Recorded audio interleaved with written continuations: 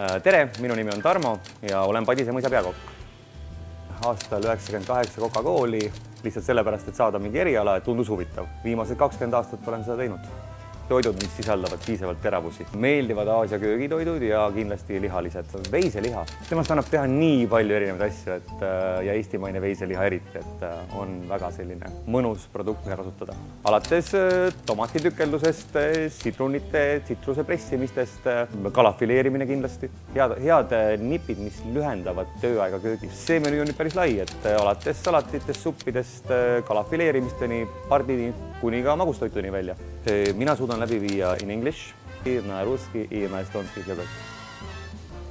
Sest siin on lihtsalt nii äge. See meeskonnatunne, mis siin tekib koos kokates, on see, mis tegelikult ühendab inimesi ja te saate väga hea emotsiooni.